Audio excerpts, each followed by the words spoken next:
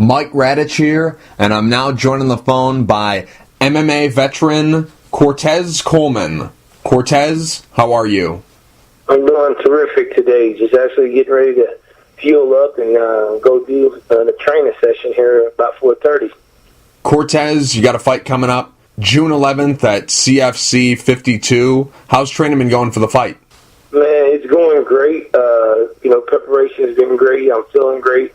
I'm just ready to go in there. Haven't been in a cage in about a year, so everything's feeling good. I'm tuning out is good, and I'm just ready to go in there and start back making a scene. Where exactly are you training at nowadays? Are you training solely at your gym, or are you still bouncing around to other gyms like Factory X in Colorado or some of the other places you've been over the course of your career? Where exactly are you doing most of your training these days? Right now, I've been focusing on opening my own facility, so I've been here in Ada, Oklahoma, training at my own gym for this fight. But I still belong to Factory X. That's my home gym. I'm affiliated with Factory X. But this fight I've been doing most of my training here at my gym, training with my boxing coach, Gary Raymond, and, bringing a few guys in. So this camp has been basically here in Oklahoma. And, of course, I do my jiu-jitsu with Sandro Payo, who's a black belt under Carlos and Grayson. This camp has been basically here in Oklahoma, but I will still be, going to Factory X for camps in the future once I get back on the big shows. Who are some of the guys that you've brought in to help you get ready for this fight? Brian Foster's coming in. I got a guy named Brian Grinnell there. Mm-hmm. I got a kid, Gary Willis, all-state wrestler. And just a few more, guys. I plan on bringing a few more guys down from Texas, hopefully Ray Jacks, the team takedown trainer, Steve. I hope to be able to bring him down. So it's just been a few little guys, a few small names around. You're fighting Matt Jones in a rematch of a fight that took place back in January of 2013. You won that fight by unanimous decision. That fight took place under the Bellator MMA banner. What do you remember about that first fight? Man, I just remember that he took the beating pretty well. He got a hard head. The guy's a tough guy, to finish. I hurt my hand in the first 2 minutes of the fight. But I remember I dominated the whole fight and plan on going out there and finishing this fight. What are your thoughts about him as an opponent? He's a tough opponent. Once again, it's respect for anyone who just get into that cage. But much respect for him to take in the fight again. Evidently, for him to take this fight again, he feels like he's done got better. He feels like he can come in here and redeem himself. So it's a lot of respect. He's a tough guy. But like I said, that Cortez, compared to now, couldn't get dressed in the same locker room as this Cortez today. Did you ever think that out of all the guys that you fought up into this point in your career, that he'd be the guy that you'd be having a rematch with? No, I didn't, and I wouldn't have thought that. Not at all. Not at all. He's not someone that I was looking to have a rematch for that I fought before. Were you pleased with your performance in the first fight? I wasn't pleased at all. I feel like I should have stopped him, and I didn't stop him. And like I said, I hurt my hand the first 2 minutes of that fight. So no, I can't say that I was pleased because I really feel like that I should have stopped him. Obviously, I'm sure you've been breaking him down on film with your coaches, and obviously you are familiar with him because you fought him in the past, but based on what you've seen him do recently, do you think he's improved? I can say he maybe improved a little bit, but I still see a lot of holes in his game, like I said, I know I have improved. I don't see a lot of improvement. I actually seen a little bit of holes in his game. He's been taking a lot of fights. He's been getting beat up. So I see a little improvement, but I don't see much other improvements or things that I need to worry about for this fight. How many 5-round fights have you been in? Because I don't remember you being in any. So have you ever been in any? I have not been in any. This is going to be my first 5-round fight. I'm prepared and I've been training like I'm going to go the whole 5. But once again, like I said, this is my comeback. I'm going to make a strong comeback 2016. And I'm going to go out there and I'm going to stop Matt Jones in the first or second round. It's not leaving the second. This fight is taking place in Shawnee, Oklahoma. How far away is that from where you live? It's about an hour drive, so I will have the hometown crowd. Other folks from Oklahoma is going to be there. So, it's on my side. He's from Texas. Of course, the Texas and Oklahoma rival is every year in football. So, hey, this is a Texas rival, and this time it's a rematch, and he's coming to fight. And like I said, I'm a whole different person mentally. Everything is better this go around. I know you're hoping that the entire crowd has your back and is cheering for you, but how many tickets have you sold? How many people are specifically coming to watch you fight? So far, and I know there'll be more, I've sold, $2,000 worth of tickets, which is 50 tickets. So I'm pleased with that. I know I got 50 people in the crowd that's rooting my name, and that's what really, matters to fans. And I know I have 50 supporters. But once again, like I've always told people, fighting was never a dream or goal. It's something that changed my life, and it was something that directed and showed me what I was supposed to be on earth doing. So really, if I don't have a fan in the crowd, it doesn't matter to me. I know what I'm there to do, and I'm there to show up, get the job done, get the W, go home, and start to do it again. Since starting your career 5-0, you haven't been able to put together more than 2 wins in a row. Once you get to that 2-win point, you seem to always lose when you try to go for number 3. Here you are again on a 2-fight win streak. Why haven't you been able to get over that hump since the beginning of your career? Man, if we go back and look at that, it was either a decision or it was a wrestler early in my career. In most of my decisions, I got screwed, and most people would agree with me on that. And the other one lost that I believe was a wrestler, and that was before I had a training camp, had any wrestling training. Most of my career was basically trained, self-trained. I come from the streets. I had no background in nothing. When I started this career in 2008, I went straight pro. No wrestling background, no boxing background, nothing. So I was jumping in there. So, the reason why, I feel like that was the reason it was, I got screwed in my decisions, or I got beat by a takedown. Never got beat up. Never got controlled by an opponent. And, that's the reason I say that. And like I said, that Cortez 2 years ago was different. I've been with Factory X. I feel like no one's going to take me down. I have racked up wins and won big grappling tournaments here in Oklahoma against great wrestlers. And like I said, I'm well-rounded now. Back then, I could say I wasn't well-rounded. And now I believe that, I know my winning spree, it will go on. A person is going to have to bring in and be willing to die in that cage to be Cortez Coleman these days. Your last fight for Bellator was back in October of 2014, and that was at welterweight. But here you are now getting ready for a middleweight title fight, and your last fight was at 185. So what's the plan going forward? Are you going to stay at middleweight, or is the plan to, once you make the jump back to a big show, to go back down to welterweight? What's the plan weight-wise? Yes, and that's correct. I plan on going back to 70 once I get back to the big show, which I know will be soon. I'll go out here and beat up a few people in these small shows, and I'll get back to the big show at 170. So I plan on doing that and get back to 170. Like I said, either World Series Bellator or maybe go take that Titan belt at 170. I know it's vacant now. I know Diego Lema might be fighting for that coming up. So, after this fight, go out there, beat up Matt Jones, beat up someone else, and then I'm going back to 170 and get paid the big bucks. These small shows don't pay me enough money to cut to 170. You did some boxing during your time away from MMA. Why exactly was that? Was that because you couldn't find fights? Was that because you were trying to keep your hands sharp for MMA? Or was that because you're trying to make a run in boxing as well? Why did you decide to go over and do that sport?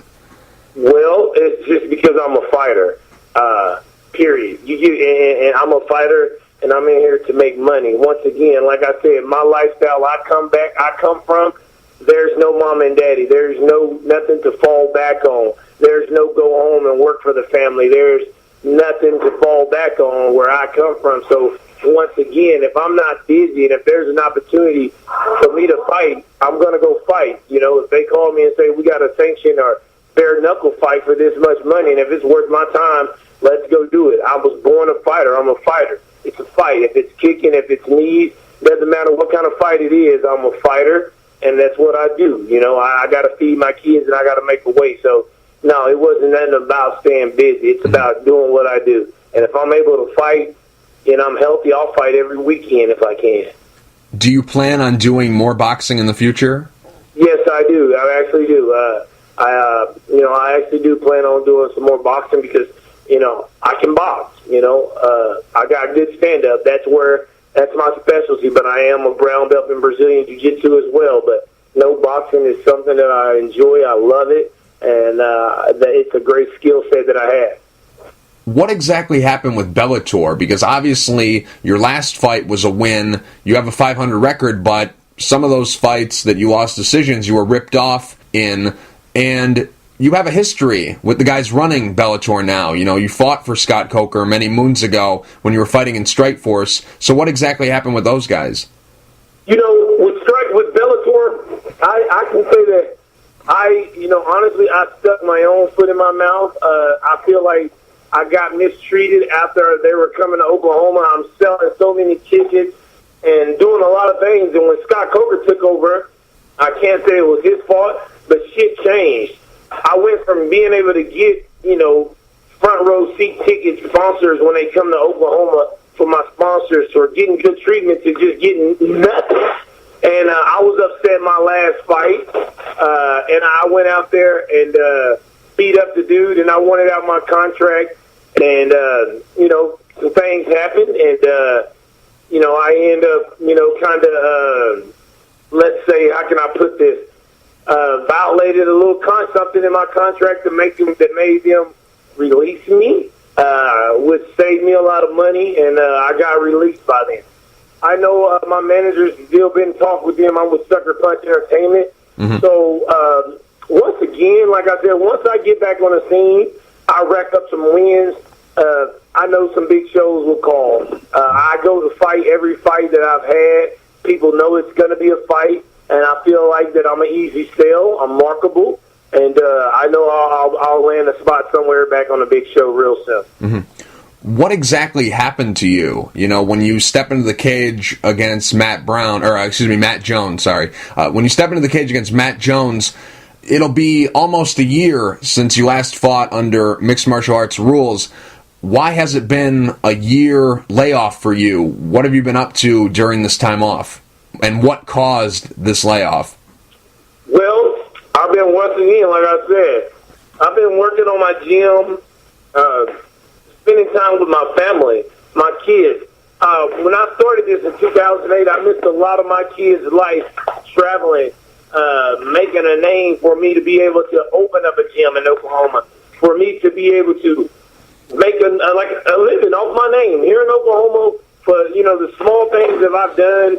It's inspiring to people. It's inspiring to young kids that come from the struggle like I come from. So I missed a lot of my kids' life, and I was happy. So, I was like, I want to take some time off, let my body be able to enjoy life. Because for years, I didn't do nothing but train, breathe, and live fitness. And I wanted to build up on my gym because, once again, like I said, I can't fight forever. My gym and training people is something I'm great at, and I needed to get that going. So that's what I focused on, and fighting was never my dream. And so I took time off to get that going, to, take a break, spend time with my kids, and now I'm getting back on it because of the lifestyle I come from. I'm very blessed to be here. A lot of people say they come from the streets and they used to be in there, but it's, I really did it, and mine could be something that they'll make a movie off of. And I just took a break away from the fight scene, and now I'm back. My gym's up and running, where I can actually know that it's going to grow and continue to grow. And now I can actually get back on here and make a hell of a run, because I know with the proper training, I can fight with anyone in the world. How tough of a background do you have? Like, if you never got into fighting, where would you be right now? Dead, in jail, abject poverty? What? Either prison, dead, or maybe, I really can't tell you. The route I was going, I was headed to be a businessman, open up my own business, not doing it the right way, but I was headed to do something. So I couldn't tell you where I would be. Only thing I can tell you is I'm blessed to be alive and in the position I'm in now. Is believe your favorite word? Believe my favorite word. Is tattooed on the back of my neck. It's on every equipment, everything I own. It means a lot, man. Since a kid, I've always saw it. Coming from where I come from, no daddy. Mama's always gone, trying to make a living, providing the best way she can for us. And seeing and growing up where I come from, not being able to have all the things the other kids had, sometimes not even knowing where the next meal is going to come from. So believing and always telling myself as a kid, I'm going to do better, I'm going to do more. And I've always just told myself and other people, you just got to believe. So it just means everything in life. No matter what you're going through, if you can believe and just think a positive situation, even when it's bad, but keep believing good would happen. Your nickname is the Crazy Cowboy. Who started calling you that? Dana White. Dana White, man. Uncle Dana. Yeah, yep. Dana White on the Ultimate Fighter show. When I was coming out, he was like, once again, when I did that, I was training on my own. I didn't have a jiu-jitsu coach, just a boxing coach. And Dana White, and I cut 53 pounds in 6 weeks for that, taking mine. And Dana White was like, I'm excited to watch this kid, Crazy Cowboy, fight. He's exciting. He's a fighter. I'm ready to fight. So when I came back to Oklahoma and I had a watch party and I heard that, I was like, wow, Crazy Cowboy. It matches. It sounds good. And it's from the most powerful man in the sport. That's my name right now. I'm taking it and I'm running with it. Mm-hmm. Did you have any other nicknames before that? Yes, they used to call me Hollywood Cole. Nice. How many cowboy hats do you own? Oh, shoot, a shitload, man. At least 10 or 11. Nice. How many kids do you have, and what are their names and what are their ages? I have Tayton Drake Coleman. He's 11. I had Cadence Bell Coleman. She's 9. And I had Channing Nash Coleman, who is 6 years old. You recently landed a sponsorship with a local Nissan dealer. What are the details of this sponsorship? Did they give you a brand new car for free? What are the perks of this sponsorship? No, that would be nice. They gave me just money, help me with training camp, and here in the future, whenever I need something for training, they just take care of expenses. Oh, I see. I was curious about that. That would be nice, a new car. That wouldn't be too bad. A new car would be nice, but I can get cheap cars for anyone. I can beat any dealer in 10 states and, sell them a car and make a little money as well. What's on the menu for Saturday? Because I know you have this system in place where you have one cheat meal with a beer on a Saturday. You don't eat anything else during the day. You just drink some water, and then you have a cheat meal. What's on the menu for Saturday? You know what? There's no more cheat meals right now. I usually cut those out. I usually cut my cheat meals out about 2 weeks out, and I really get lean. And then mentally, I like food. I'm a fat boy by heart, So mentally, cutting my cheat meals off actually pisses me off more to beat up my opponent so I can eat me a cheeseburger and donut after the fight. Last question, Cortez. How will you defeat Matt Jones?